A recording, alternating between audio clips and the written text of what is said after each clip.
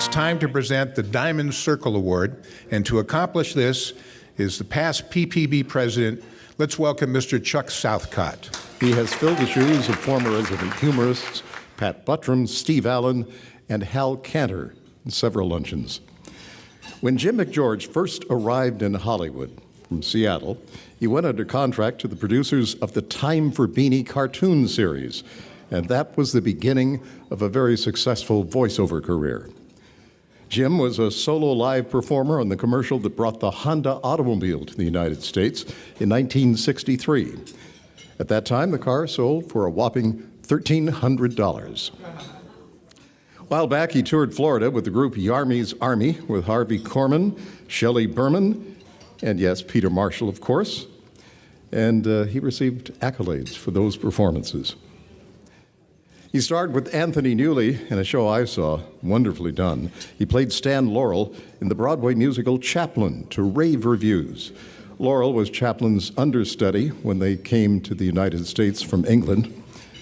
Jim portrayed that Laurel character on all the Laurel and Hardy commercials you've seen on television, including the long-running Anco windshield wiper spots. And guess who played Oliver Hardy?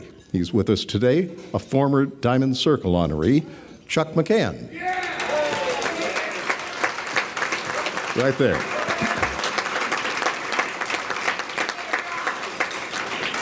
Jim has acted in motion pictures. He's appeared on television. He's doing his funny and very warm routine around the country. He writes his own material, and he rewrites all the jokes that he steals. Now, Jim is proud of his timing, that it is impeccable. Maybe not impeccable, but it's as close to being impeccable as you can get without being impeccable.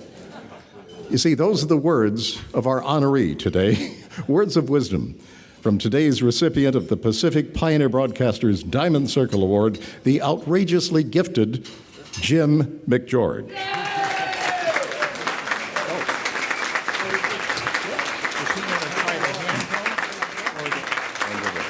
You take it when we do, right? Okay. Thank you, Chuck. Thank you very much. We were talking earlier, and Chuck said a penny saved is a government oversight. I think he's right. I want to thank the Pacific Pioneer Broadcasters for this award. I want to welcome all the members and the guests, and I love these luncheons.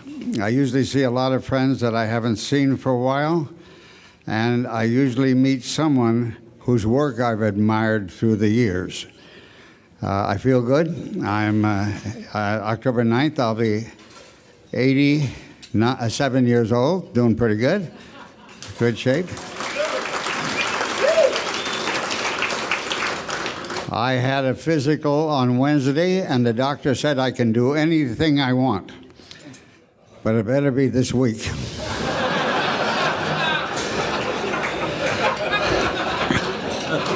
I try to stay in shape. I joined a gymnasium a year ago, and in just 6 months, I've lost $150.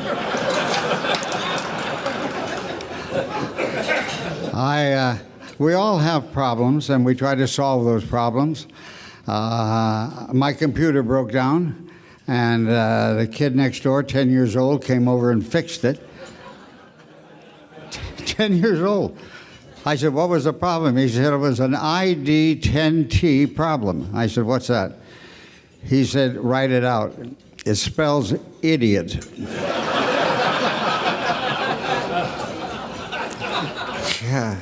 And we try to cure the problems. I just loaned a friend of mine $8,000, and he had a facelift. Now I don't know where he is or what he looks like.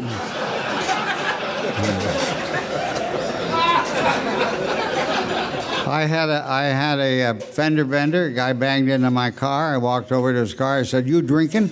He said, "Are you buying?"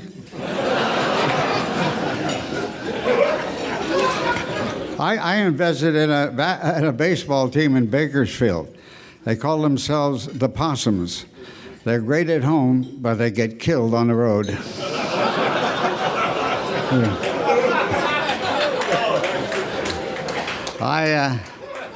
I'm very glad to be here, and I think we're all. You know what really irritates me is all the excuses that women have for not wanting sex. I'm tired, and I'm washing my hair. I have a headache. I'm your sister-in-law.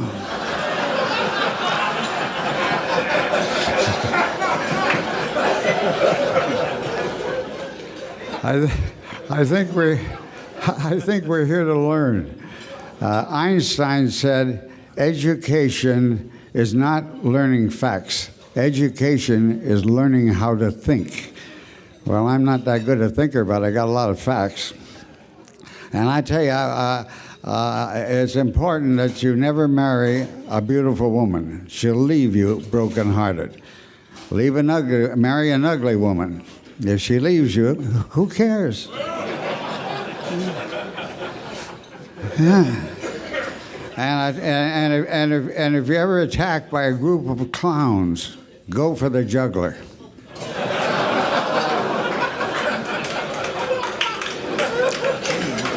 Did you read where Madonna and Cher had a big fight? Now they're not even on a first name basis.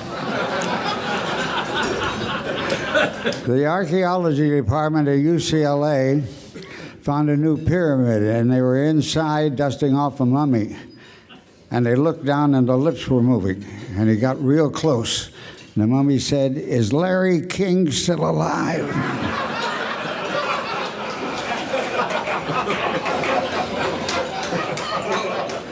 I just found out what Jesus said at the Last Supper. Everyone must be on this side of the table if they want to be in the picture. To be here and get this honor is a wonderful thing I will never forget. You may forget, but it will stay with me. And last Friday, I was home, kind of relaxing. Knock at the door. I opened it. She said, "I'm a Jehovah's Witness." I said, "Well, come on in. Sit down. Can I get you a lemonade?" "What can I do for you?" He said, "I don't know. I never got this far before."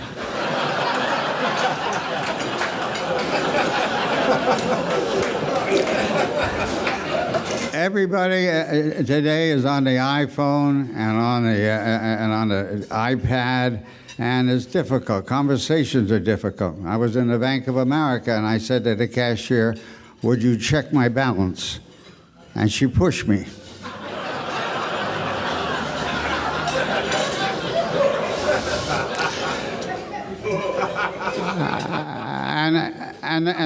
And the romance is important. Some warmth in life as we go along. I know the couple were in bed watching television, and suddenly she feels a hand on her thigh, and it goes up her arm and around her shoulder and down her back, and it stops. She said, "Why'd you stop?" He said, "I found the remote."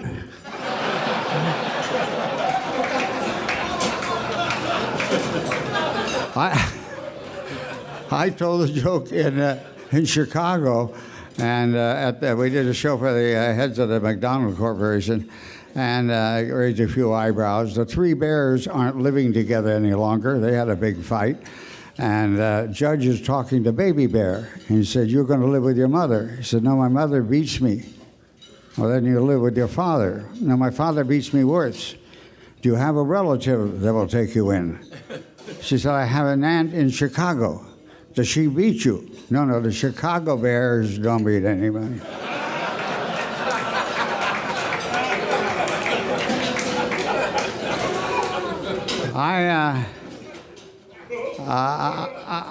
Chuck and I, this is absolutely true story, in 1945, I was working landscaping homes, and I was on a winch with a big rock, and the handle came loose and busted up my face pretty good. I woke up 5 days later in the hospital, and I looked like Stan Laurel. And then the good news was that I met Chuck McCaan, and we had a lot of fun for a lot of years playing those characters. I used to visit Stan at his apartment out in Santa Monica, and one day he said to me, "You know, lad,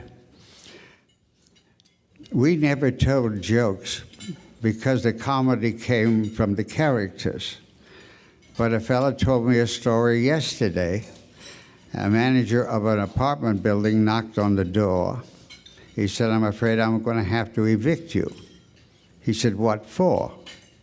He said, "For urinating in the pool." He said, "A lot of people do that." He said, "From the diving board?"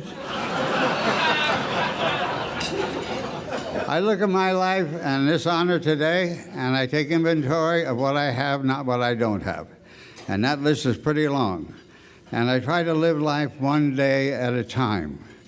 And I remember the words of John Wooden, UCLA basketball coach. He said, "Make each day your masterpiece. And the things you would give your loved ones are the things you should give yourself." And the words of J.B.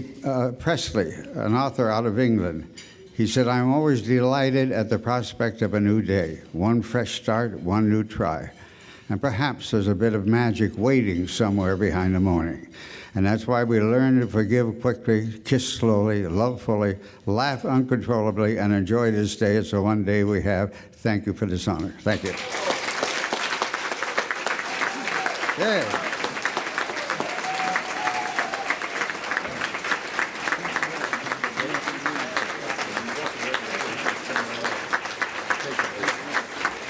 Jim MacGeorge. Thanks for joining us. You know, I can already feel the excitement building for our next Hollywood Media Professional Celebrity Showcase.